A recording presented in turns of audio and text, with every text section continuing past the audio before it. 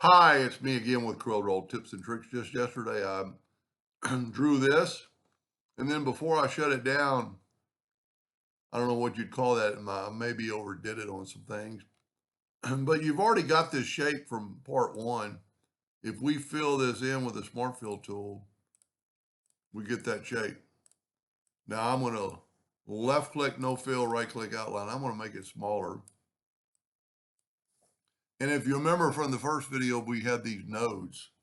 So if I control D and mirror it both directions, I can take this now and grab this node and have it snap right to that other node.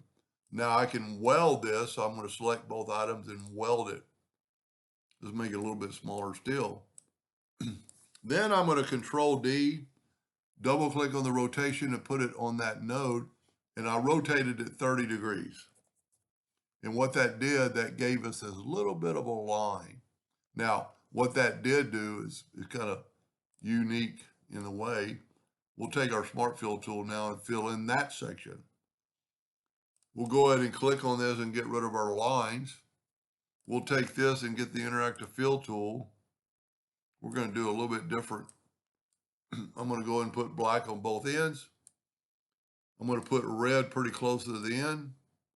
Put red pretty close to the end. But then I'm going to put a white in the middle. Just see what happens.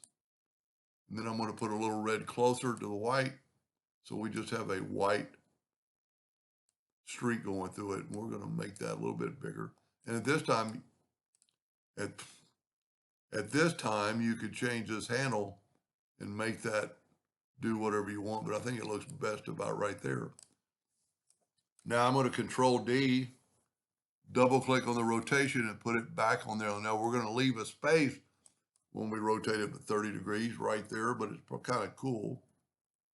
And what's kind of cool about it, you never really know what it's going to be. I'm going to control G to group it. I'm going to make it a little bit smaller. And let's put a black box around it. And look at that. That would be a really good one to clone. I mean, look at this. It go internally into the depth and externally going into the depth.